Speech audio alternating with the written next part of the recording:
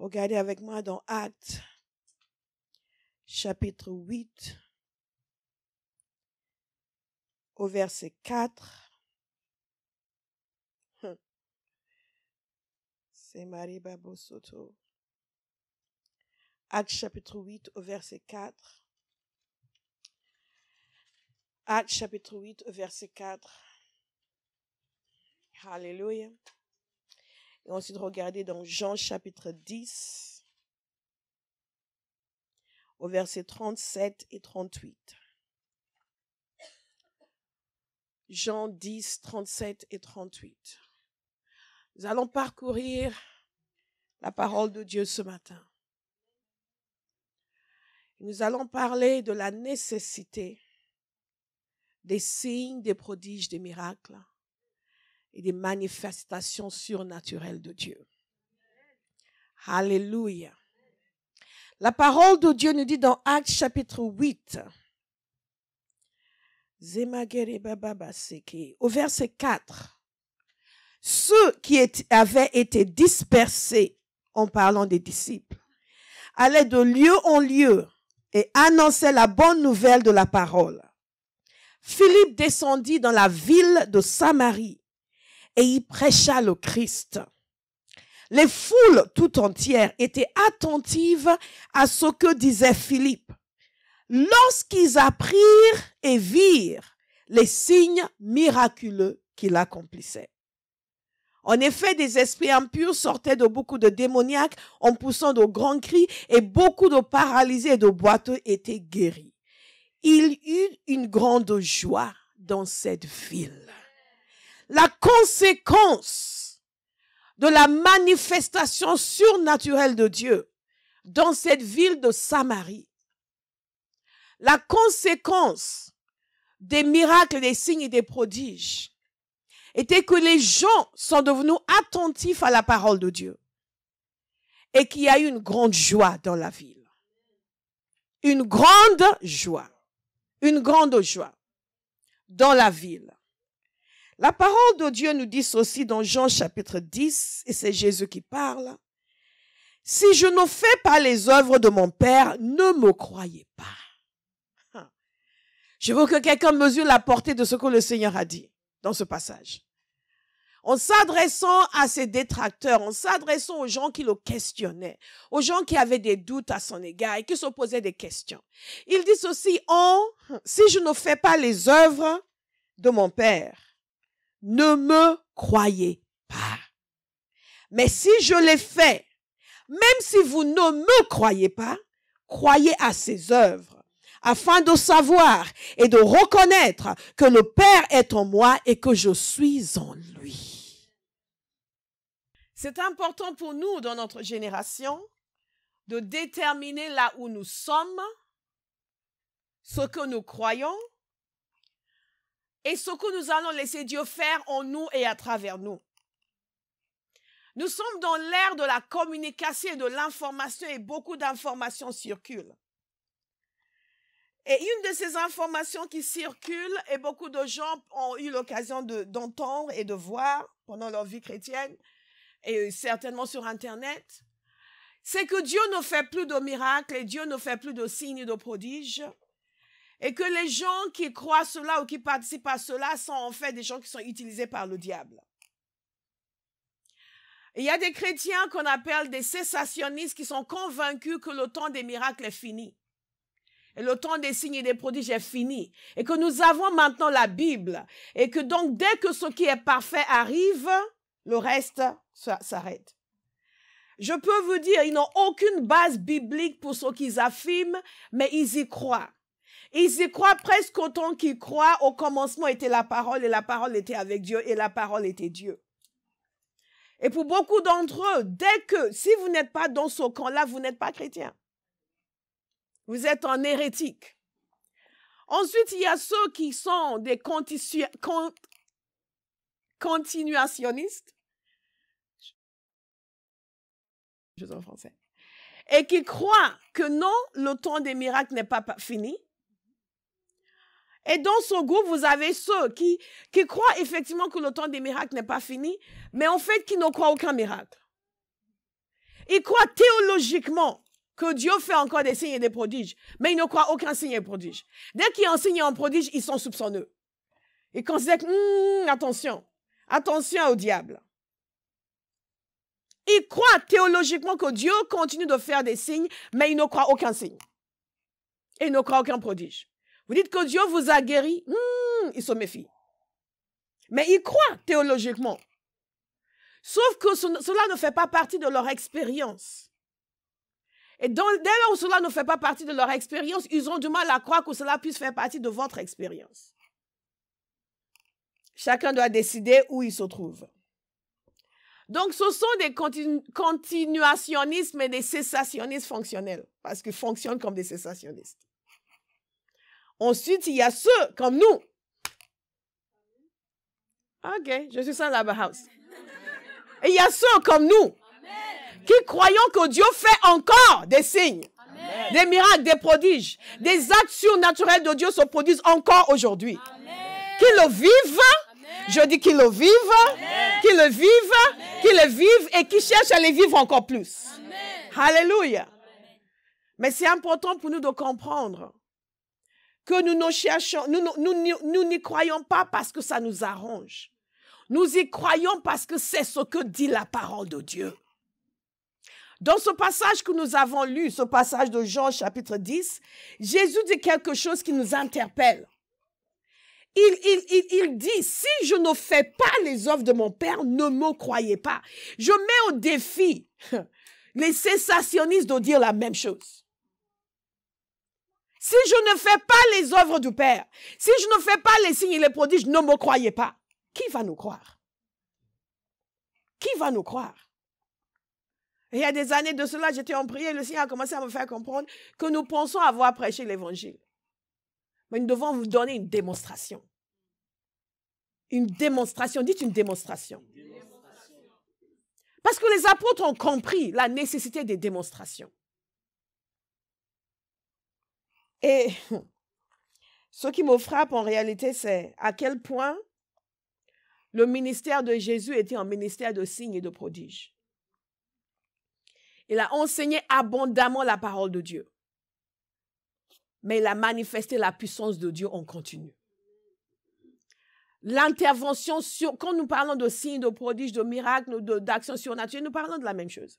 L'intervention surnaturelle de Dieu dans une situation précise qui modifie la situation, contrairement aux attentes naturelles.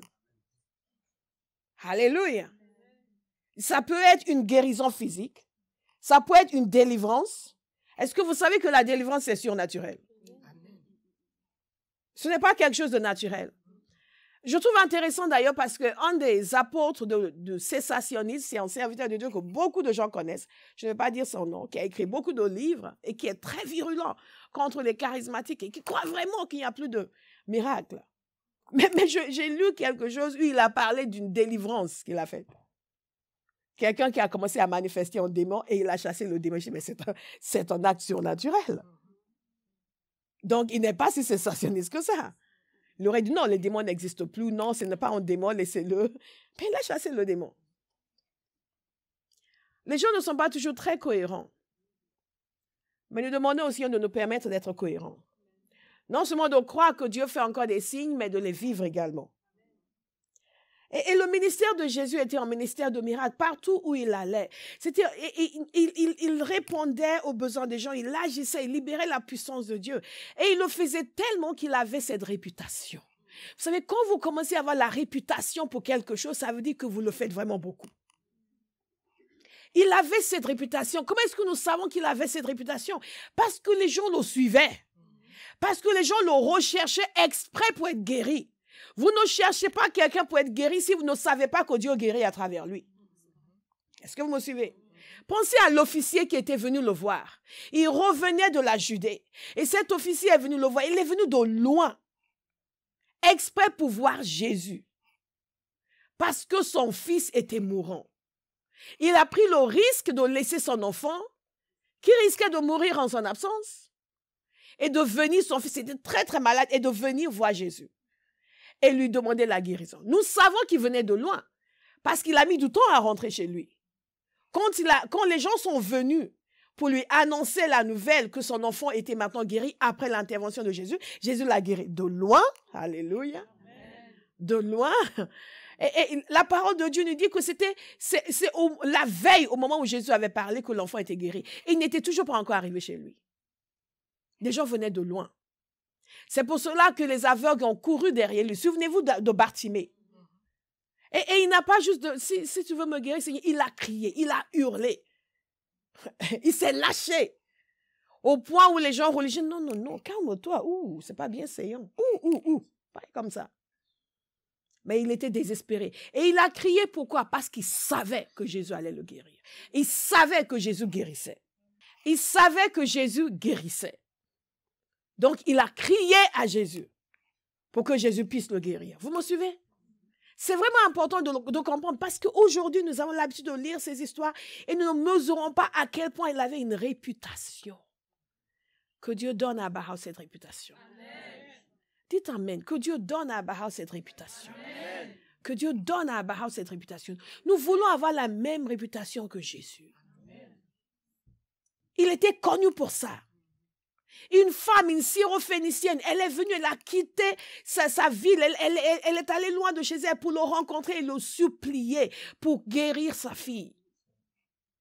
Parce qu'il était connu comme celui qui guérissait. Nous voulons être connus pour cela. Des gens que Dieu utilise. Mais ce qui est intéressant, donc je vous ai lu tout d'abord le récit concernant Philippe, parce que je veux que vous compreniez que ce n'est pas simplement une affaire de Jésus a guéri et Jésus n'est plus là. C'est que Jésus nous a donné le même mandat. Alléluia. Et il nous a promis le même esprit. La parole de Dieu nous dit ceci, dans Actes 10, 38, qu'il était loin du Saint-Esprit et de puissance, et qu'il allait partout faisant du bien.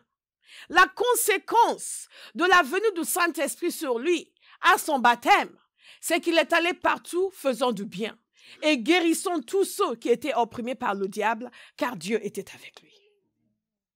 Et quand il a envoyé les 70, quand il a envoyé les 12, il leur a donné le mandat de faire la même chose. Et quand il a quitté la terre, alléluia, hey, ou quand il devait quitter la terre, regardez avec moi dans Actes chapitre 1. Je veux que vous sortiez d'ici ce matin convaincus, zéménés, que vous ne vous laissiez en rien ébranler. Alléluia. Et que vous décidiez que vous allez être de ceux à travers lesquels Dieu va faire des signes et des prodiges dans votre génération. Alléluia. Moi, je dis toujours, Seigneur, je veux être impliqué dans tout ce que tu fais sur la terre. Tout ce que tu fais sur la terre. Je veux être dedans.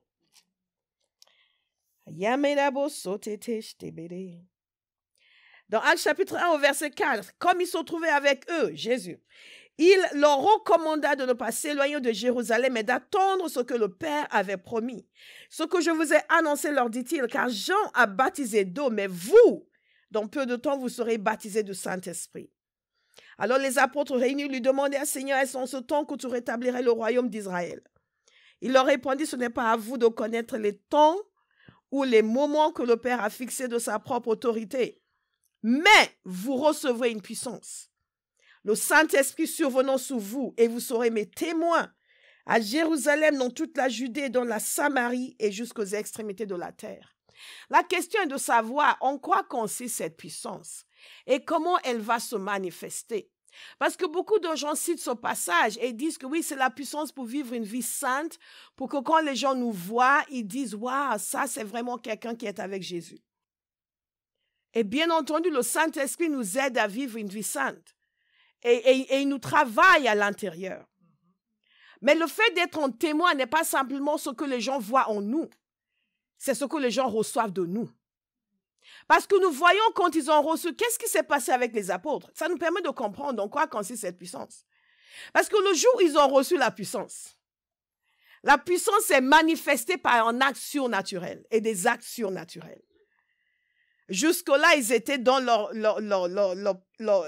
prière en attendant que quelque chose se passe. Alléluia. Hier, on a parlé des gens qui attendent que quelque chose se passe. Prenez le message d'hier. Ce message est très, très important. Gloire à Dieu. Merci pour ce Amen. God is good. mais c'est très intéressant parce que quand le Saint-Esprit est venu, qu'est-ce qui s'est passé? Il s'est passé des choses surnaturelles. Cette puissance qu'ils ont reçue a conduit à des manifestations surnaturelles de Dieu. La parole de Dieu nous dit qu'ils ont commencé à déclarer des merveilles de Dieu et à prophétiser. Vous me suivez? Et ils ont commencé à parler dans des langues qu'ils n'avaient pas apprises. Dites puissance. Dites signe. Prodige. Manifestation extraordinaire de Dieu. C'est en cela que consiste la puissance qu'ils ont reçue. Ils ont reçu la puissance et tout de suite, Dieu les a amenés dans des actes extraordinaires et surnaturels.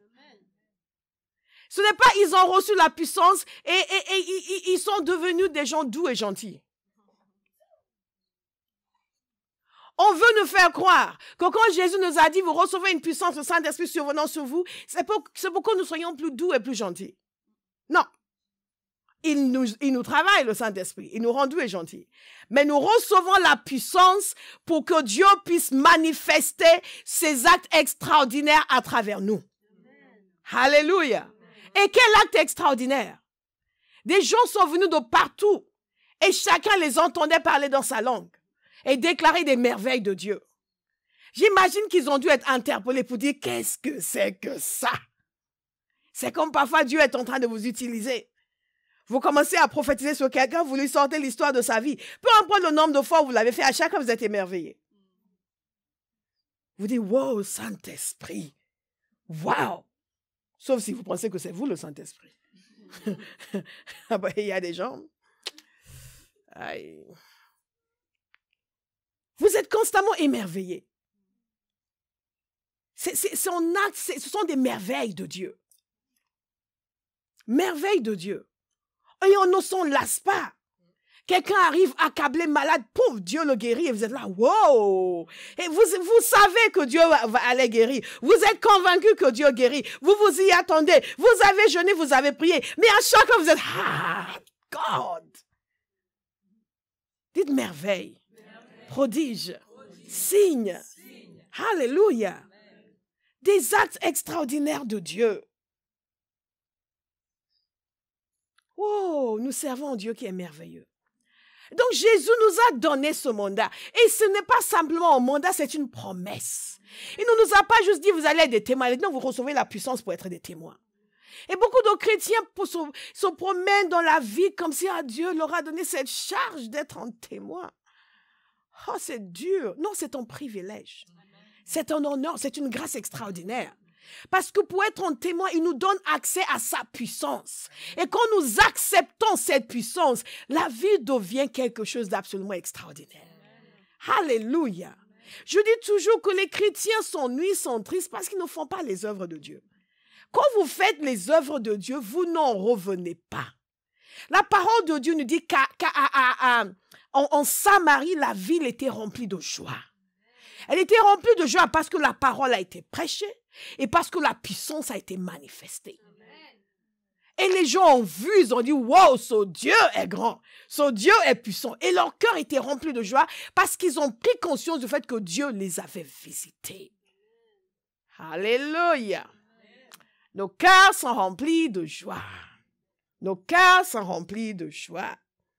Nous avons donc accepté que nous recevrons une puissance. Et quand vous regardez en Corinthiens 12 les manifestations du Saint-Esprit, ce sont des actes surnaturels. Et c'est pour nous aujourd'hui. Mais la question est de savoir si nous voulons vraiment être convaincus. Est-ce que c'est vrai? Il y a des gens qui vont dire, mais ce n'est pas nécessaire. Oui, on croit que c'est Dieu qui le fait, mais ce n'est pas nécessaire. Il ne faut pas mettre l'accent dessus. Ce n'est pas nécessaire. C'est Christ qui doit être élevé, comme s'il y avait une contradiction entre le fait d'élever Christ et de laisser Dieu manifester sa puissance. Aucune contradiction. Parce qu'au contraire, la manifestation de la puissance de Dieu élève Christ. Moi, j'en suis convaincue. Ah, j'en suis convaincu. Ah, j'en suis convaincu. Parce que Jésus nous a fait comprendre, dans Jean 10, 25, il dit ceci, les œuvres que je fais au nom de mon Père témoignent en ma faveur. Vous me suivez? La première raison, c'est que les signes, les prodiges, les miracles, les actes extraordinaires de Dieu apportent en témoignage, sont une preuve de la réalité de Dieu et de l'identité de Jésus. Dans un monde où il y a beaucoup de, ce qu'on appelle en anglais truth claims, beaucoup de personnes qui prétendent détenir la vérité. Et il y a des moments où c'est dans la démonstration de la puissance de Dieu que la différence se fait. Alléluia. C'est dans les actes extraordinaires de Dieu. Parfois, ce sont des visions que Dieu donne. Il y a un serviteur de Dieu que j'aime bien qui disait qu'un jour, dans une de ces réunions, en plus, il y avait tellement de monde que les gens étaient assis à l'extérieur. Et il y avait assis à l'extérieur un homme qui était un érudit islamique. Parce que son ministère est dans un endroit au Nigeria qui est majoritairement musulman. Et cet homme, Dieu seul sait pourquoi, était venu à cette réunion. Mais il était assis à l'extérieur. Et pendant que le serviteur de Dieu prêchait sur la réalité du ciel et de la terre, de l'enfer et du ciel plutôt, de l'enfer et du ciel, Dieu lui a ouvert les yeux, a donné une vision à cet érudit islamique. Et il a eu une vision de Jésus au ciel. Il s'est converti sur le champ. Dites extraordinaire. Signe et prodige. Signe et prodige. Signe et prodige. C'est vraiment important pour nous de comprendre que Dieu veut se manifester. Il veut se manifester de différentes manières. Et il cherche un peuple qui va aller au-delà de son ignorance. Et qui va dire, Père, manifeste-toi. Manifeste-toi. C'est ce que les apôtres ont demandé. Ils désiraient, ils ont demandé. Ils ont dit, étends ta main. Aïe, aïe, aïe, aïe, aïe. Étends ta main. Quelqu'un en Barance va commencer à le demander. Amen. Père, étends ta main. Qu'ils se produisent des signes, des guérisons, des miracles dans le nom de ton saint serviteur Jésus. Amen. Ils l'ont demandé et ils l'ont obtenu. Nous allons demander, nous allons obtenir. Amen. Au nom de Jésus. Nous allons obtenir. Jésus nous a dit, vous recevrez une puissance. Nous recevrons une puissance. Mais c'est intéressant de le savoir parce que ces choses, la preuve, Dieu apporte, il aide les gens à comprendre qui il est en manifestant des actes de puissance pour les sortir de leur enfermement, de leur carcan. Il fait quelque chose qui attire leur attention. Et Jésus le savait, et Jésus en a beaucoup parlé. Si vous lisez l'évangile de Jean, il en parle non-stop. Nous prenons l'évangile de Jean comme cet évangile très théologique, et c'est vrai. Mais c'est aussi un évangile où Jean raconte les confrontations de Jésus avec ses détracteurs. Et il se défendait en continu. Et il parlait non-stop des choses qu'il faisait, de qui il était et des choses qu'il faisait. Et il attirait leur attention sur le fait que ce qu'il faisait apportait la preuve de qui il était. Aujourd'hui encore, ce qu'il fait apporte la preuve de qui il est. Parce que nous sommes maintenant dans une génération qui est très spirituelle et où il y a beaucoup de spiritualité. Qu'est-ce qui fait la différence? Nous connaissons la vérité au sujet de Jésus. Mais il y a des gens qui ont besoin d'avoir une confrontation avec sa puissance pour que leur attention soit éveillée et qu'ils puissent dire, ok, peut-être que... Non, mais nous croyons tous en Dieu. Non, nous ne croyons pas tous dans le même Dieu. Mais je vais t'apporter la preuve de qui est mon Dieu. Est-ce que vous me suivez? Ah, vous ne me suivez pas. Amen. Alléluia. Jésus a dit ceci. Si je ne fais pas les œuvres de mon Père, ne me croyez pas.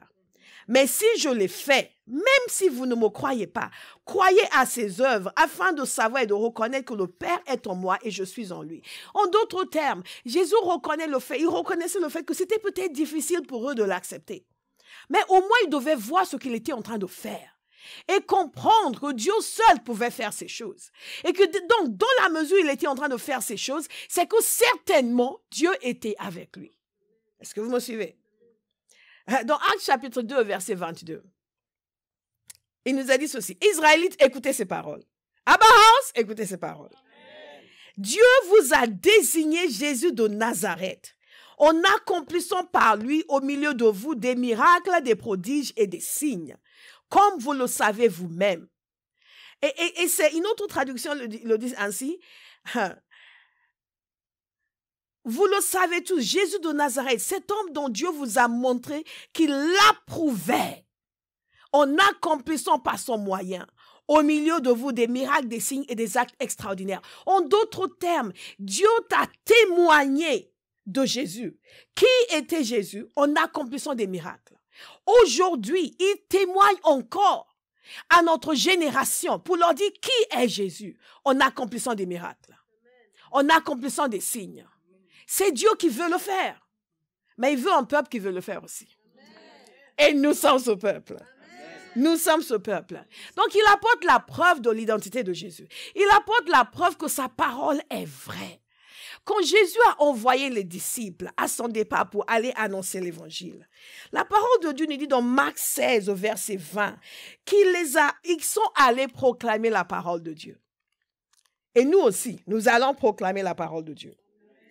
Et j'aime beaucoup ce passage qui dit, le Seigneur travaillait avec eux et confirmait leur prédication par des signes miraculeux qui l'accompagnaient. Les signes sont une confirmation de la véracité de la parole qui est prêchée. Les signes sont une confirmation que le message apporté ici, dans ce lieu, par ce serviteur, par ces gens, est vraiment la parole de Dieu. Il a confirmé leur prédication en apportant des signes et des prodiges. Lorsque vous annoncez l'évangile, vous sortez dans la rue, vous annoncez l'évangile à quelqu'un, attendez-vous à ce que Dieu fasse quelque chose. Amen. Attendez-vous à ce que Dieu fasse quelque chose de surnaturel. Amen. Qui donne une parole de connaissance, qui vous ouvre les yeux pour que vous voyez sa vie, que vous puissiez lui dire, voyez, il y a ça et ça que Dieu dit te concernant. Et les gens sont interpellés. Où? Dieu te voit. Pourquoi est-ce que les gens courent voir les voyants? Parce qu'ils voient. Parce qu'ils voient. Les gens ont besoin de savoir qu'ils existent pour Dieu. Et quand il y a une parole de Dieu, vous venez leur prêcher l'évangile et Dieu leur montre qu'il sait qui ils sont. Et il y a des gens, vous leur annoncez l'évangile, oh non, c'est pas moi, mais c'est pas pour moi, c'est pas pour moi. Oui, mais en fait, le Seigneur me dit ceci te concernant. Ah oui, c'est pour toi. Est-ce que vous me suivez? Il confirme la parole qui est prêchée. Nous avons encore besoin de cette confirmation aujourd'hui. Nous avons besoin de cette confirmation avec tout ce qui est proposé aux gens comme spiritualité. Nous avons besoin de détonner dans cette masse d'informations. Nous avons besoin de montrer que l'évangile que nous prêchons n'est pas une invention humaine, n'est pas une spiritualité concoctée par quelques individus. Comme l'apôtre Pierre l'a dit, nous ne racontons pas des fables habilement conçues. Ce ne sont pas des histoires que nous avons concoctées dans notre salle de bain. Aujourd'hui, plus que jamais, la Bible est remise en question par notre génération. L'authenticité de la parole de Dieu est remise en question. La démonstration de la puissance de Dieu nous permet de montrer l'authenticité du message que nous prêchons. Lorsque nous, je n'ai pas parlé de ceux qui sont des libéraux qui estiment que, en réalité, ils croient en Jésus, mais Jésus n'a pas fait ces choses-là. Il n'a pas chassé les démons n'existent pas. Bon, pourquoi la Bible dit? Non, c'est parce que Jésus a simplement suivi un petit peu les croyances des gens. Il n'a pas voulu les offusquer. Donc, ils ont écrit comme si c'était ça. Ils pensaient qu'ils avaient des démons et Jésus a chassé. Comme si, vraiment, simplement c'était pour... Hein? Il y a toutes sortes de choses. Alléluia. Et si quelqu'un vous dit, un serviteur de Dieu disait que il y a un frère qui ne croyait pas du tout que les démons existaient, on est chrétien, on ne peut pas avoir un démon, etc. Dès qu'on lui parle, non. Quelqu'un de très gentil en plus. On ne pourrait jamais le soupçonner d'en avoir. Et il est venu dans la pièce pour lui parler, il avait besoin de conseils. Il a dit, dès qu'il est entré, Dieu lui a ouvert les yeux, il a vu un esprit derrière lui. Et il essaie de... Non, je ne crois pas à ces choses-là. Il dit, est-ce qu'on peut prier? Et il a prié et les démons se sont manifestés. Est-ce que vous me suivez? La parole de Dieu est remise en question. Les vérités de l'Évangile sont remises en question. La Bible en tant que livre est remise en question. Il y a des gens qui ont consacré leur carrière à décrier la Bible. Nous devons leur montrer que c'est vrai. Oh, donc Jésus n'a pas existé, d'accord. Mais au nom de Jésus, je vais faire quelque chose maintenant. Et tu me diras après si Jésus a vraiment existé. Est-ce que vous me suivez? La confirmation de la parole est nécessaire aujourd'hui. Autant qu'avant et peut-être même plus qu'avant. Plus qu'avant. Pourquoi nous avons besoin de manifester les signes et les prodiges? Vous savez, dans Acte 14, je vous donne encore un passage. Acte 14 au verset 1, du verset 1 au verset 3, rapidement. À Icône, Paul et Barnabas s'entrèrent ensemble dans la synagogue des Juifs et ils parlaient de telle manière qu'une grande multitude de Juifs et de Grecs crurent. Mais ceux des Juifs qui ne crurent point excitèrent et aigrirent les esprits des païens contre les frères. Ils restèrent cependant assez longtemps à Icône, parlant avec assurance, appuyés sur le Seigneur, qui rendait témoignage à la parole de sa grâce et permettait qu'il se fasse par leurs mains des prodiges et des miracles. Dieu semble aimer les prodiges et les miracles. Je ne sais pas pourquoi certains chrétiens ne les aiment pas. Dieu semble aimer les prodiges et les miracles. Jésus n'a pas arrêté d'en faire. Ensuite, en partant, quand il est parti, les disciples aussi se sont mis. Et ils n'ont pas arrêté d'en faire. Et il nous est même déclaré que c'est Dieu qui permettait que cela se fasse. Il le permet encore aujourd'hui. Amen. Il le permet à travers vous, il le permet à Abba House. Mais quelqu'un va le croire.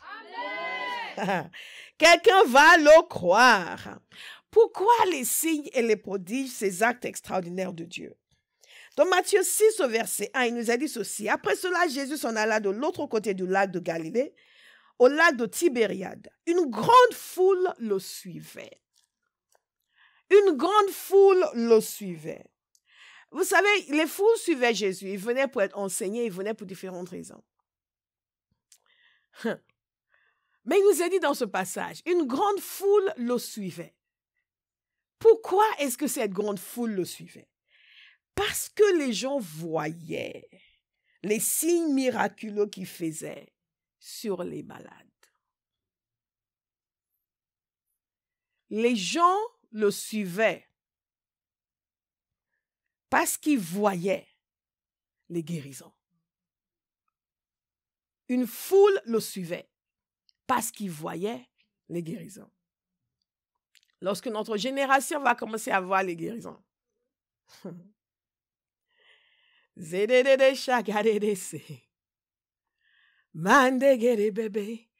gens du monde ont des besoins. Est-ce que vous le savez? Et parfois, il y a un besoin qui élimine toute incrédulité. Et il y a certains besoins qui enlèvent la réticence d'aller à l'église. Et il y a certains besoins qui sont tellement profonds que les gens oublient leur hostilité vis-à-vis de Jésus. Dieu veut manifester sa puissance. Les gens venaient de partout et suivaient Jésus parce qu'ils voyaient qu'il guérissait les gens. Est-ce que quelqu'un veut prier pendant 2 minutes, dit Seigneur, guéris encore aujourd'hui? Je suis à ta disposition. Abba House est à ta disposition pour que tu opères des guérisons. Élevez-vous et priez avec ferveur. Que tu opères des guérisons. Que tu opères... Est-ce que quelqu'un m'entend? Élevez vos voix et priez.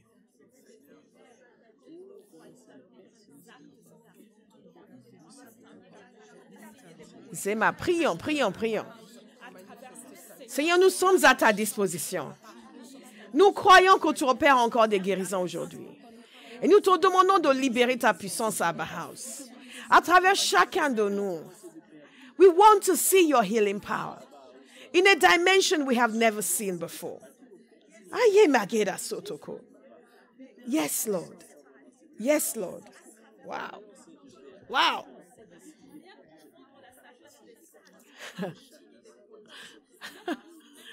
Yes.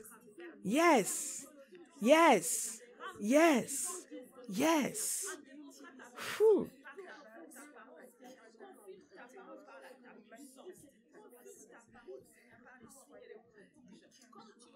Ah.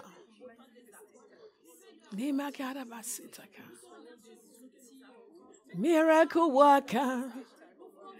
You are the miracle worker. Come and do a miracle today. Come and do a miracle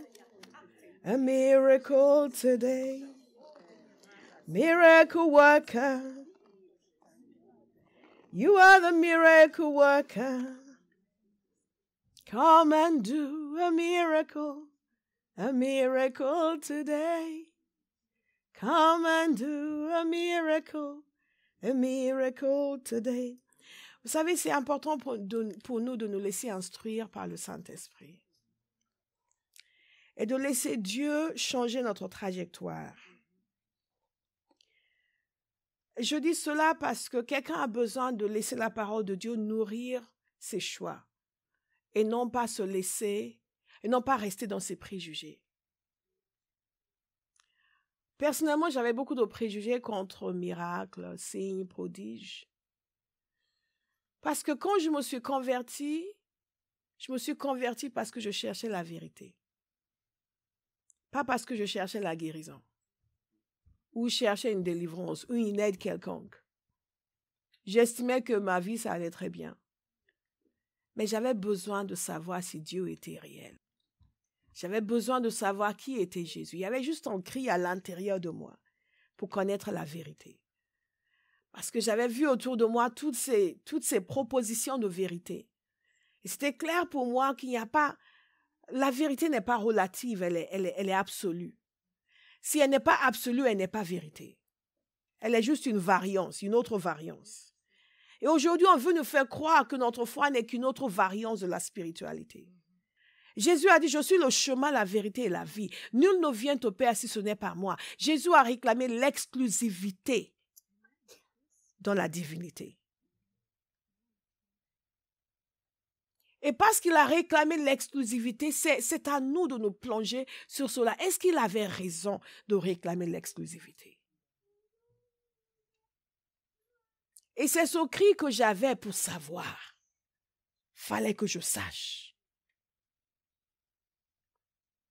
De telle sorte que quand je me suis convertie parce que j'ai cru à la vérité. Et quand j'entendais les gens parler de besoin de miracles, je me disais, mais qu'est-ce que c'est que ça? Pour moi, c'était, il faut chercher la vérité, c'est tout.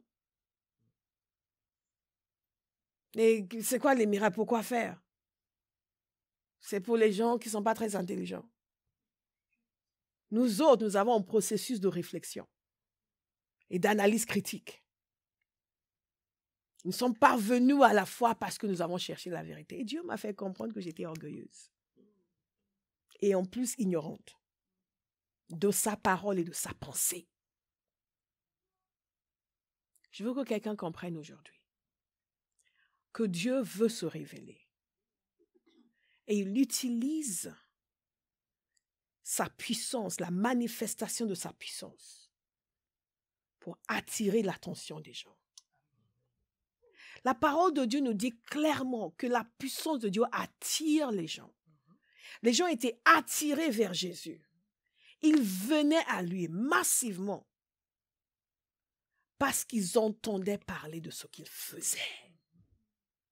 Ils venaient pour ce qu'il disait, mais ils venaient surtout pour ce qu'ils entendaient dire qu'il faisait. Et en venant à cause de ce qu'il faisait, ils ont pu l'entendre et recevoir les paroles de vie. Dieu utilise les signes et les prodiges pour attirer les gens, pour qu'ils puissent venir et entendre la parole de vie et être sauvés. Est-ce que vous me suivez? Il y a des gens qui ne vous écoutent pas aujourd'hui. Que si un jour, vous priez pour eux et ils sont guéris, ils vont commencer à vous écouter. Quand vous allez leur dire, tiens, je vais te parler de Jésus, ils vont arrêter de se moquer.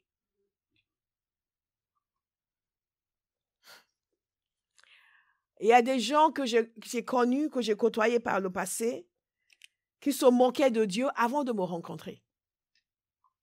Et quand ils m'ont rencontré, qu'on a eu à faire des choses ensemble, à faire des projets ensemble, ils ont changé de discours. Ils ont complètement changé de discours. Au début, quand je proposais de prier pour eux, ils me regardaient. Prier? Parce que prier pour eux, c'est planète Mars. Dans leur monde, personne ne prie. Quelqu'un m'a même dit une fois que mais plus personne ne croit à ça. Je dis pardon. Nous sommes quelques milliards de personnes à y croire. Et tu vois devant toi quelqu'un qui y croit. Ah, d'accord. Et j'ai vu des gens qui étaient enfermés dans leur logique intellectuelle anti-chrétienne changer complètement parce que je leur ai imposé les mains et la puissance de Dieu est venue sur eux. Est-ce que vous me suivez? Et après, c'était le respect. Et même une autre... Et au fait, j'ai vu que tu étais là à la réunion. Est-ce que tu peux... C'est à le moment, tu peux prier pour moi? Nous sommes passés du ricanement au respect. Amen. Dieu veut une génération nouvelle. Amen. Qui va se lever et faire les œuvres de Jésus. Amen. Là où vous travaillez, les gens sont malades. Qu'est-ce qui vous empêche de prier pour leur guérison? Dans votre famille, il y a des gens qui ont des situations complètement bloquées. Vous ne croyez pas que par votre intervention, Dieu va changer quelque chose? Amen. Et là, vous avez le droit de leur dire, je vais te parler de Jésus qui a répondu à ma prière. Nous voulons imposer aux gens qui nous écoutent. Qu'est-ce que nous leur avons apporté comme preuve? Qui leur fait comprendre que le Dieu que nous servons est différent des autres. Est-ce que vous me suivez? C'est important que nous saisissions et que nous prenions les choses au sérieux. Et quand nous voyons même Jésus a dû faire des choses pour leur apporter la preuve. Même Jésus. Il dit, si je ne fais pas les œuvres de mon Père, ne m'en croyez pas. Il dit, mais même si vous ne me croyez pas, croyez ce que je fais. Je suis en train de vous démontrer la puissance de Dieu. Donc, croyez à cause de cela. Dieu veut une église qui va relever ce défi. Amen. Qui va relever ce défi. Et il y a des individus qui ont compris. Et il y a encore il y a des individus qui ont compris. Et il y a encore des chrétiens qui se cachent. Mais certains ont compris. Ont osé. Là où ils sont, là où ils travaillent, dans le monde où ils fonctionnent. C'est facile d'imposer les mains aux gens à l'église. Ah, tout le monde va imposer les mains aux frères. Ça ne m'engage à rien. Il n'y a que le pasteur qui est engagé ici. La personne n'est pas dit, pasteur, l'onction, hein? L'onction, hein? Mais les frères et sœurs, ce n'est pas leur problème. Ils vont tous imposer. Et ils vont s'en aller. Il n'a pas guéri. Oh, ben, pasteur, il n'a pas guéri. Et il n'y a que le pasteur qui est engagé. Nous ne sommes tous pas engagés. Ce n'est pas notre problème. Ça va mieux. Ah, va, pasteur. Il faut qu'il prie pour toi. Non. Mais là où vous êtes, où vous exercez, dans l'école où vous êtes, dans votre fac, qui va prier pour leur guérison? Vous. Ah, quelqu'un va dire, moi, dites-moi. Je dis, vous, non? Toi. Non, dites, moi. Moi. Vous avez reçu la puissance. C'est maré gaboche tegele. Et la parole de Dieu dit dans Jean 12, 17, c'est aussi la raison pour laquelle la foule va à sa rencontre. Écoutez, dans cette situation précise, c'est extraordinaire ce qui s'est passé. Écoutez, parce qu'elle avait appris qu'il avait fait ce signe miraculeux. C'est quoi ce signe miraculeux? Les gens venaient à sa rencontre parce qu'ils avaient appris qu'il avait fait ce signe miraculeux. C'était quoi ce signe miraculeux? La résurrection de Lazare. Est-ce que vous me suivez? Les gens sont venus après parce qu'ils avaient appris. Et la parole de Dieu nous dit même que les gens qui étaient là ont cru en lui. Mais vous vous souvenez comment ça s'est passé, la résurrection de Lazare? Quand Jésus est arrivé et qu'ils l'ont vu et qu'il était ému dans l'esprit, ouais, mais bon, hein, et il aurait pu l'empêcher de mourir. Hein. Imagine, oui, c'est bien maintenant d'être triste. C'est ça. Et il est mort. Vous étiez où, monsieur? On a entendu tout ce que vous avez fait. Vous avez fait ça. Vous n'avez pas guéri l'autre. Et la fille voilà, l'office de la veuve, là, ok. Et les autres, on a entendu. Et ici, c'est votre ami, il est mort. Il y a de ces moments-là où les gens vous donnent l'impression que vous êtes en échec. Vous comprenez? Que vous êtes en échec. Vous n'avez encore rien manifesté. Déjà, ils ont déjà décidé que... Ils ont déjà décidé. Et certains se laissent abattre. Jésus savait ce qu'il allait faire. Il était décidé. Et vous savez, les gens ont changé. Les mêmes qui étaient là, oui, mais bon, maintenant il est ému, c'est ça. Lisez l'histoire de Lazare. Il y a des gens qui étaient là, mais il aurait pu, c'est bien de pleurer maintenant. Après, ils ont cru en lui. Les gens venaient à cause de ce signe. Les signes attirent les gens. Les gens venaient à cause de ce signe. Mais il y a plus encore, ils croyaient. Ils croyaient.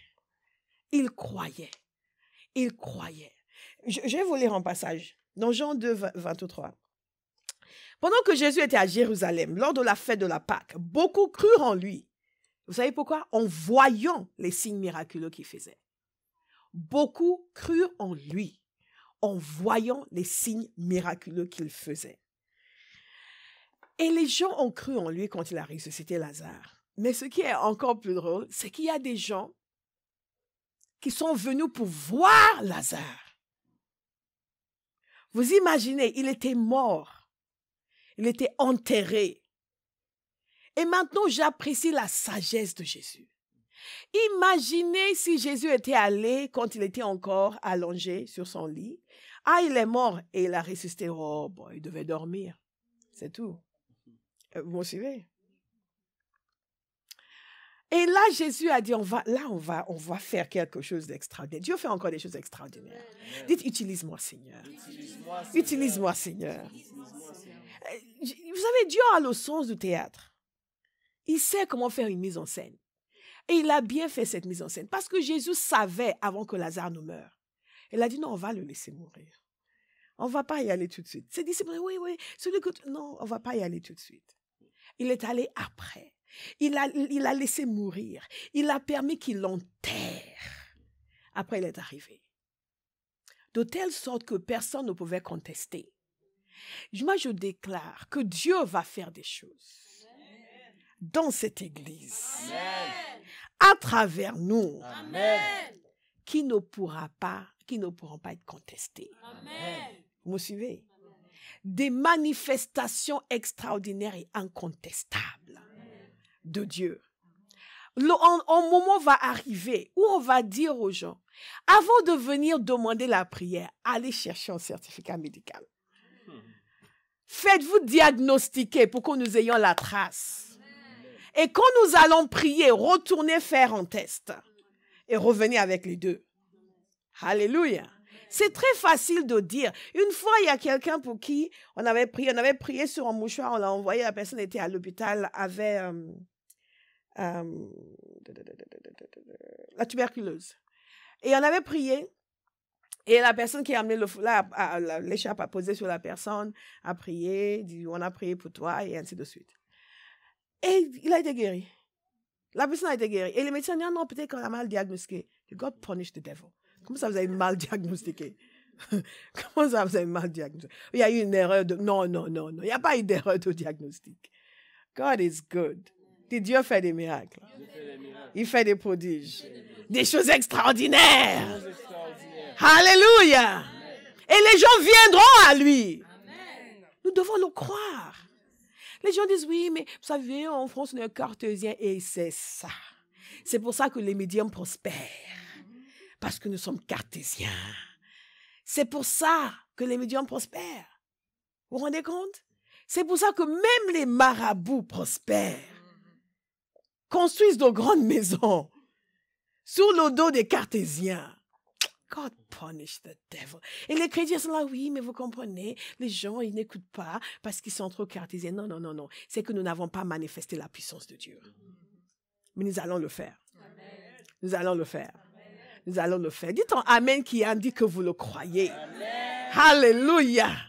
Alléluia. Moi, je trouve ça extraordinaire. Les choses que Dieu fait est disposé à faire.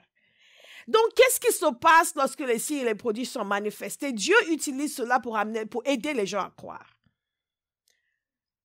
Il y a beaucoup de gens qui ont... Et en plus, les pharisiens étaient très fâchés. Parce que la parole de Dieu nous dit que beaucoup de gens les abandonnaient pour rejoindre Jésus à cause de la résurrection de Lazare. Moi, je déclare que dans cette ville, beaucoup de gens vont abandonner l'incrédulité, vont abandonner l'athéisme, vont abandonner les médiums, vont abandonner les marabouts, vont abandonner les spiritistes en tout genre pour rejoindre Jésus. Amen. Alléluia. Amen. Alléluia. Une fois, j'étais mise au défi par une personne que je connaissais il y a des années de cela. Et la personne, vous savez, ce n'est même pas une personne qui est dans une petite maison enfermée, bizarre, occulte, non. Une femme de bonne famille, une très grande dame, très grande dame. Elle pratiquait les activités étranges. Elle faisait des impositions de mains bizarres. Et les gens l'invitaient même pour venir briller pour eux, entre guillemets. Elle n'était pas du tout chrétienne. Et elle faisait des actes. Oui, elle enlevait des choses du corps des gens. Oh, ça m'a fait mal. Et elle était en contact avec quelqu'un d'autre aussi qui était dans la divination. Mais les gens que vous ne soupçonnez absolument pas, très propres sur eux-mêmes. Très grande dame qui était dans la divination. Et à l'époque, je ne fonctionnais pas vraiment dans le prophétique. Et qui pouvait dire des choses aux gens sur eux-mêmes. Et elle m'a dit, mais toi, tu peux faire ça? Aïe.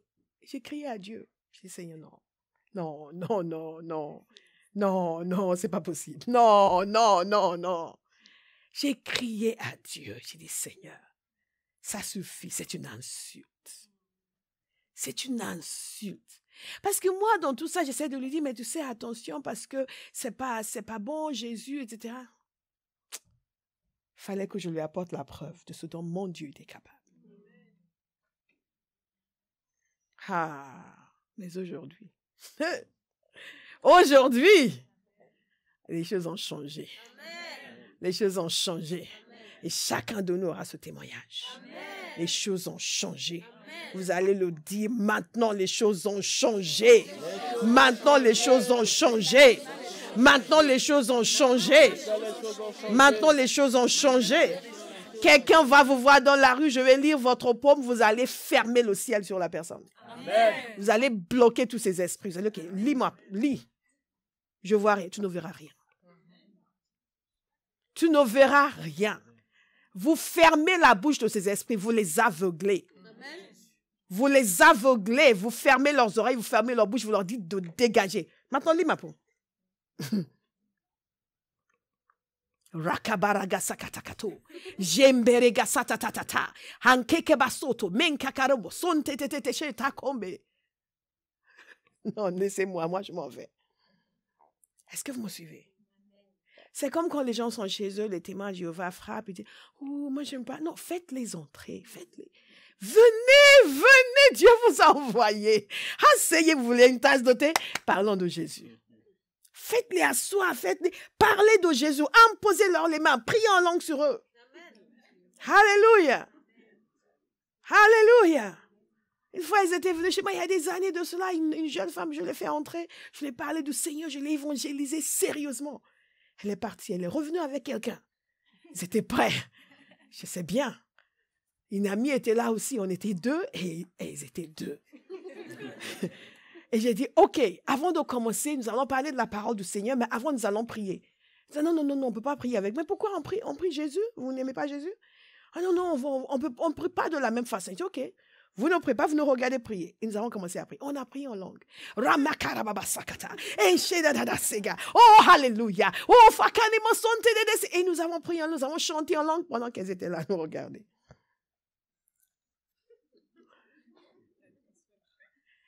Ce qui est intéressant, c'est qu'avant de commencer à parler, elles étaient comme ça. Elles étaient venues prêtes. L'autre a dû dire, j'ai rencontré quelqu'un. Donc l'autre est venu. Et quand nous avons fini de louer le Seigneur, l'atmosphère a changé. Et ils étaient comme des brebis. Dites puissance. Puissance. Puissance. Puissance. Puissance. Puissance. Nous allons libérer la puissance de Dieu. Alléluia. Dans Jean 6, verset 14, pourquoi est-ce que c'est important? Parce que cela aide les gens à croire. La parole de Dieu nous dit que Jésus a nourri 5000 personnes. Ces gens sont venus et il a eu pitié d'eux, il les a guéris. Et ensuite, il a dit non, mais on ne va pas les laisser comme ça, il faut leur donner à manger. Les disciples remplis de foi et de hardiesse. On dit quoi? On ne peut pas les nourrir, ils sont trop nombreux. Et Jésus les a nourris et les gens ont vu ce qu'il a fait. Pensez à leur émerveillement. Moi, je ne sais même pas comment ils ont réussi à avaler cette nourriture. Moi, j'aurais été, hein? Hein? Ça continue? Hein? Hein? Hein? Et ils ont mangé à leur faim et ils étaient émerveillés. Ils étaient émerveillés. Et la parole de Dieu nous dit qu'à la vue du signe miraculeux que Jésus avait fait, ces gens disaient, cet homme est vraiment le prophète qui doit venir dans le monde. Et vous savez ce qu'ils ont voulu faire? Pour vous dire à quel point ils ont cru en lui. Ils ont voulu le faire roi. Une chose, c'est de croire. Autre chose, c'est de dire, il va devenir notre roi. C'est que décidément, ils ont été bouleversés. Aujourd'hui encore, je déclare qu'ils seront bouleversés. Amen. Ils seront bouleversés. Amen. Tout dépend de ce que nous voulons. Jésus s'est enfui parce qu'il savait qu'il voulait le faire roi. Mais tout dépend de ce que nous voulons. Si nous décidons en tant que peuple que nous voulons que Dieu fasse des choses qui vont bouleverser notre génération, il va le faire. Merci pour l'amen. Alléluia. Quand Philippe est allé parler avec Jésus, Jésus lui a dit quelque chose, mais je pense que je vais l'évoquer un peu plus tard. Parce que même à ses disciples, il a dit la même chose. Croyez en moi à cause des œuvres que je fais. Croyez en moi à cause des œuvres que je fais. Aujourd'hui encore, il dit la même chose à notre génération. Croyez en moi à cause des œuvres que je fais. Alléluia. Alléluia. Notez Jean 11, 45. Où il nous a dit que beaucoup de Juifs qui étaient venus auprès de Marie et qui virent ce que Jésus avait fait crurent en lui. Je vous en ai parlé il y a quelques instants. Les mêmes qui au début se disaient, s'il avait été là. La parole de Dieu nous dit, ils ont cru en lui. Ils ont cru en lui à cause de ce qu'il a fait. Jean 12, 9, beaucoup de Juifs quittaient les pharisiens et les prêtres, quittaient les prêtres et croyaient en Jésus à cause de Lazare. À cause de Lazare. Jean 7, 31, beaucoup parmi la foule crurent en lui. Et il disait, le Messie, quand il viendra, fera-t-il plus de signes miraculeux que n'en fait celui-ci? En d'autres termes, il nous a convaincus. Il nous a convaincus.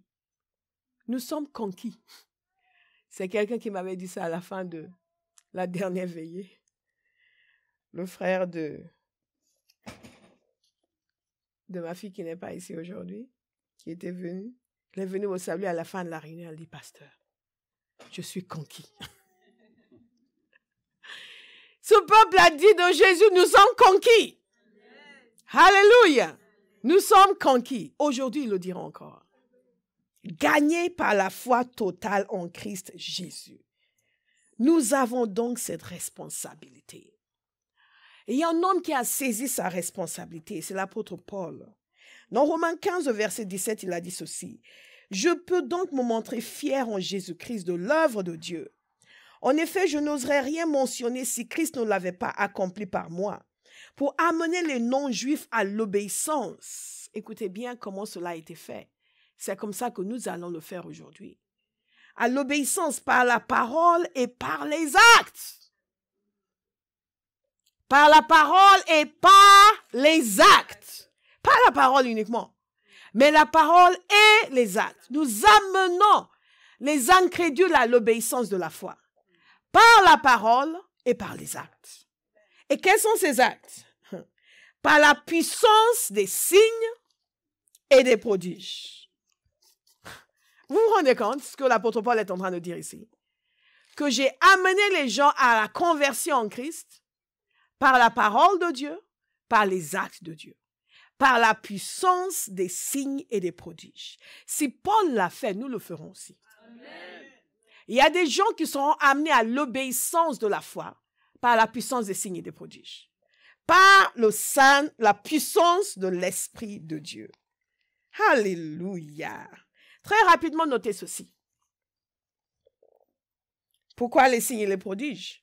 Parce que les signes et les prodiges révèlent les œuvres de Dieu et la grandeur de Dieu. Les signes et les prodiges révèlent la grandeur de Dieu. Jésus a dit dans Jean 14, 13, « Tout ce que vous demanderez en mon nom, je le ferai afin que la gloire du Père soit révélée dans le Fils.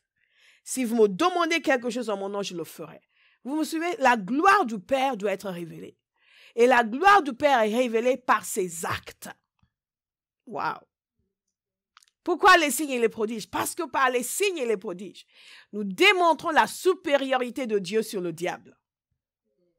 Alléluia. Nous démontrons la supériorité de Dieu. Par les signes et les prodiges, Dieu libère les captifs. Pensez à cette pauvre fille à Philippe qui était utilisée comme source d'argent et était habitée par un esprit de divination. Et elle suivait Paul. Pendant des jours, en annonçant, voici ces hommes, les serviteurs du Très-Haut. Nous, on aurait été flattés. On dit, viens dans mon groupe de louanges. Dis-leur qui je suis. Et l'Éternel lui-même confirme. Non, c'était un démon. Et la puissance de Dieu a amené sa délivrance. Alléluia. La syrophénicienne, sa fille était liée par un démon. Elle a été délivrée. Les deux hommes de Gérasène, liés par des démons, l'un d'entre eux, une légion en lui, libéré par la puissance de Dieu. Il est venu pour libérer les captifs. Les gens sont encore captifs et encore besoin d'être délivrés. Alléluia. Nous ne pouvons pas dire, nous ne voulons pas voir des signes, des prodiges, des miracles, des actes de Dieu, alors que le diable continue de sévir et de détruire des vies. Nous les laissons à la merci de Satan. Nous les encourageons à venir à l'église, on les caresse, on dit ça va aller, le Seigneur va agir, Dieu va te toucher un jour. On ne sait pas quand, on ne sait même pas si, on le dit juste comme ça. Ah non, c'est pas comme ça. Jésus a libéré les captifs. Il a démontré la supériorité de Dieu. Et nous allons le faire aussi. Nous allons le faire aussi. Pourquoi les signes et les prodiges? Pourquoi c'est important aujourd'hui? Parce que c'est une démonstration palpable de la compassion de Dieu, de l'amour de Dieu. Cela permet aux gens de savoir que Dieu les connaît, Dieu les aime et Dieu veut les aider. Démonstration, dit démonstration de la compassion de Dieu, de l'amour de Dieu pour les gens. C'est une démonstration de la compassion de Dieu et de l'amour de Dieu pour les gens. Beaucoup de personnes sont désespérées. Beaucoup de personnes se disent, mais où est Dieu? Beaucoup de personnes ne trouvent pas de solution. Ils disent, mais où est Dieu? Est-ce que Dieu existe même? Pourquoi il ne me voit pas? Et vous arrivez rempli du Saint-Esprit et de puissance.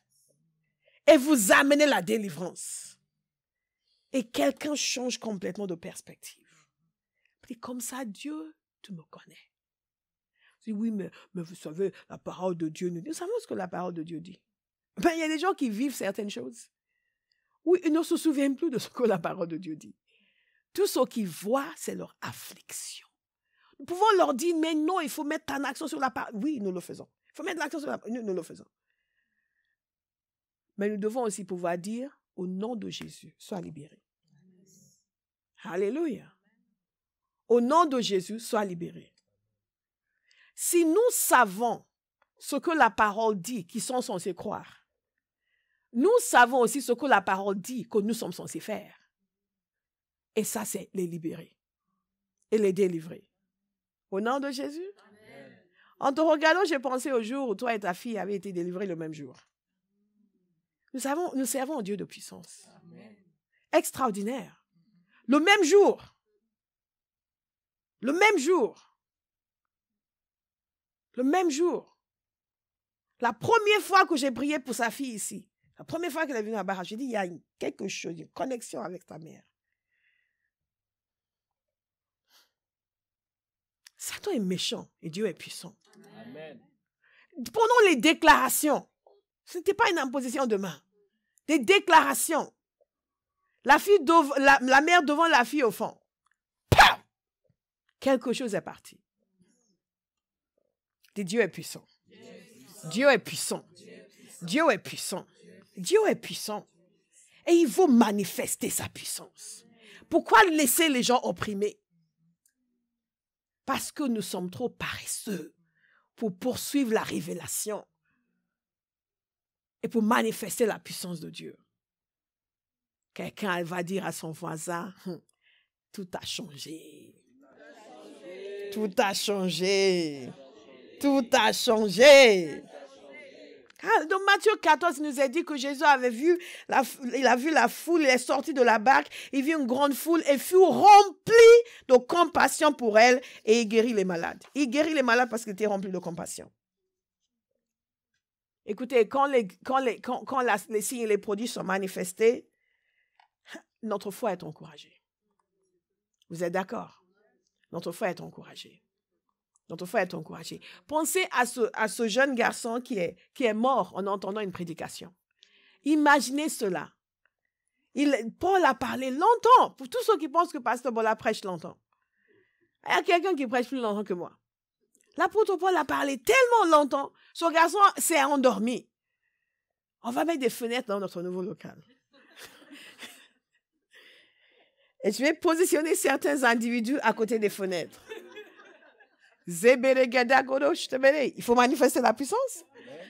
J'ai positionné certains individus à côté des fenêtres. Ceux-là que j'ai l'habitude de regarder fixement le dimanche matin. On va les positionner à côté des fenêtres pour exercer notre foi. Paul, il prêchait tellement longtemps que ce pauvre garçon s'est endormi. La nuit en plus. Et il est tombé, il est décédé. Imaginez l'encouragement de l'Église quand il a été ressuscité. Si l'apôtre Paul a ressuscité les morts, vous allez ressusciter les morts. Amen. Non, je n'ai pas entendu un amen. Amen. Parce que même nous qui croyons à la guérison, qui croyons à la puissance de Dieu, nous avons une limite, n'est-ce pas? Beaucoup d'entre nous croyons que les gens seront guéris de maux de tête, de petites douleurs à l'épaule, de ceci, mais de cancer. Oui, bien sûr. Dieu peut tout. Vous entendez déjà l'incrédulité dans leur voix. Comme si Dieu doit faire un effort supplémentaire pour pouvoir guérir une maladie qu'une autre. Et donc, certains croient que non, quelle que soit la maladie, Dieu guérit, quelle que soit la chose, Dieu guérit, Dieu restaure. Quand on dit de résurrection, wow, résurrection, wow, wow. Si l'apôtre Paul a ressuscité les morts, vous ressusciterez les morts. Amen. Nous avons reçu le même Saint-Esprit. Si quelqu'un dans la Bible, à part Jésus, l'a fait, vous pouvez le faire. Amen. Vous ne le croyez pas? Amen. Nous sommes limités par nos pensées. Nous sommes limités par nos pensées. Nous sommes limités par nos pensées. Si vous entendez dire que quelqu'un a été ressuscité des morts à Barras, Pasteur Bola, qu'est-ce qu'elle allait encore inventer? Incrédulité. Incrédulité. Incrédulité. J'ai exactement le même esprit que l'apôtre Paul. Exactement le même. Et Jésus m'a dit quelque chose. Il m'a dit à moi, je ne sais pas pour vous, mais moi, il me l'a dit. Il m'a dit, Bola Ogedengbe, les œuvres que je fais, tu feras de même. Et tu feras de plus grandes, parce que je m'en vais vers mon Père. Et tout ce que tu demanderas en mon nom, je le ferai. Si nous croyons que ce qui se fait ici, c'est Jésus qui le fait, pourquoi nous mettons des limites? Pourquoi nous mettons des barrières? Cela, si je ne crois pas dans certains miracles, c'est que je pense que les autres, c'est moi qui les fais. C'est que je crois que c'est moi qui les fais. Si je crois que c'est Jésus qui les fait, je ne mettrai aucune limite. Je ne mettrai pas de barrière. Ce qu'il a montré qu'il est capable de faire. S'il était capable de le faire en étant homme sur la terre, il est bien capable de le faire en étant élevé dans la gloire. S'il était capable de le faire avant de pouvoir dire tout pouvoir m'a été donné, combien même est-il capable de le faire maintenant qu'il peut dire tout pouvoir m'a été donné? Quelqu'un dit, Seigneur, ouvre mes yeux. Ouvre mes yeux. Ouvre mes yeux.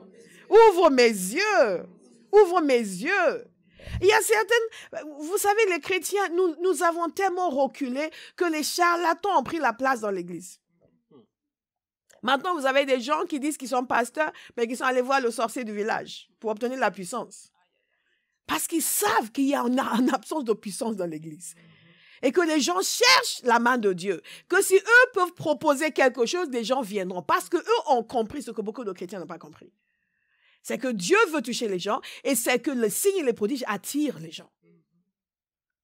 Donc, nous avons laissé la place aux charlatans pour occuper le terrain et s'improviser pasteur. Tout en allant consulter les occultistes pour manifester la puissance. Si les occultistes peuvent manifester la puissance, pourquoi les chrétiens ne peuvent pas manifester la puissance? Est-ce que vous me suivez? Quelqu'un doit être révolté. Il faut que nous arrêtions de justifier notre ignorance. Si les occultistes peuvent manifester la puissance, pourquoi l'Église ne peut pas manifester la puissance? Est-ce que leur Dieu est plus puissant que le nôtre? Non. Et nous a laissé alors merci? Ah!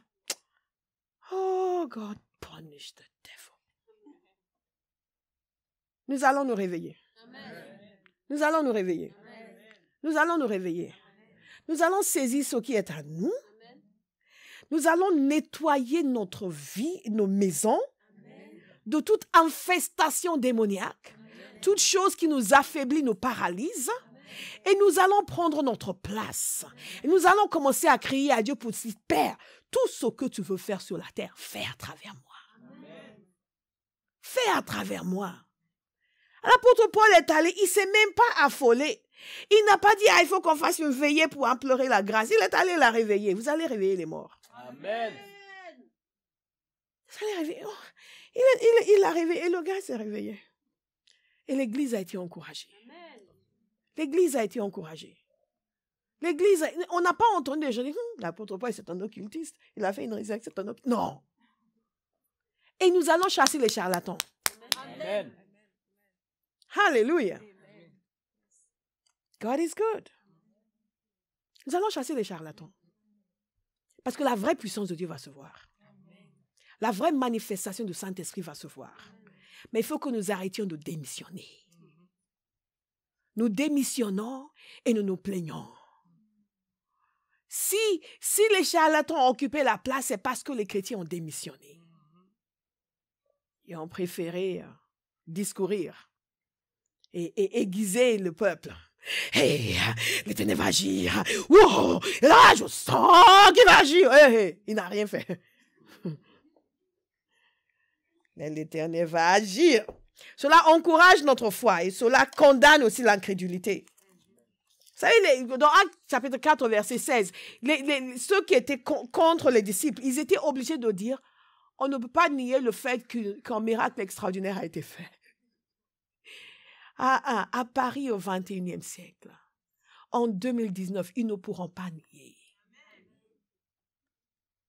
Lorsque Pierre et Jean ont guéri le boiteux, les gens les ont attaqués, mais ils ont fini par dire, on ne peut pas nier ce qui a été fait. Ça va être notre témoignage. On ne peut pas nier ce qui a été fait. Nous sommes encouragés, les chrétiens sont encouragés, l'Église est encouragée par les actes de Dieu. Parce que quelque part en nous, nous soupirons après cela. Nous savons qu'il doit y avoir quelque chose. Nous savons que Dieu, pourquoi pourquoi nous sommes comme Gédéon? Gédéon était là, mais où sont les actes de Dieu dont nos ancêtres nous ont parlé? Et donc nous les charismatiques, nous croyons à la guérison et nous ne voyons jamais les gens guéris. Mais Seigneur, guéris. Et après quand les gens ne sont pas guéris, Dieu l'a repris. Nous l'avons laissé mourir à cause de notre ignorance. Et si nous ne le reconnaissons pas, nous n'allons jamais pouvoir être utilisés par Dieu dans la guérison. Tant que nous nous cachons, en disant que c'est Dieu qui l'a fait, il ne va jamais nous équiper de puissance. Est-ce que vous me suivez? Nous acceptons notre responsabilité. Nous acceptons. L'apôtre Paul n'a pas passé son temps à dire « cette fille, pourquoi Dieu a laissé cette fille venir me déranger maintenant? Écoute, on va quitter Philippe, on va aller ailleurs. » Il s'est retourné, il a confronté cet esprit et il l'a chassé. Il l'a chassé. Quelqu'un va décider de se retourner, de confronter toutes les puissances qui opèrent contre sa vie et de les chasser. De confronter cette maladie qui semble ne pas vouloir partir et de la chasser. Alléluia. Et de là, j'ai dit de là, dites-le comme quelqu'un qui a l'intention de chasser quelque chose. Qui a l'intention de chasser quelque chose. Et de là, de là, de là, de la chasser. Dieu nous a équipés. Il demande notre bonne volonté. Nous avons vu dans la parole de Dieu que les signes et les prodiges attirent les gens à Jésus. Démontre la supériorité de Dieu, démontre la réalité de Dieu, démontre, confirme la parole de Dieu, confirme l'identité de Christ. Dans ce mélange de religiosité et de spiritualité, quelque chose doit distinguer ceux qui croient la vérité. La vérité veut se manifester. La vérité veut se manifester. Et il n'y a pas de limite à ce que Dieu va faire. Quelqu'un va juste décider de croire. Moi, je décide de croire. Il nous a équipés les manifestations de l'esprit, des actes surnaturels. Nous n'allons pas entrer dans les détails aujourd'hui. Des actes surnaturels. Vous allez me dire, ça veut dire que tout le monde va croire? Non. Mais certains vont croire. Certains vont être en désaccord. Certains vont chercher ce que vous avez mis en place comme subterfuge. Certains vont venir vous tester. Certains vont mentir. Certains vont persécuter. Mais certains vont croire. Certains ont même voulu tuer Jésus à cause des signes. Mais certains vont croire. Et rien que pour ceux qui vont croire, c'est important de le faire.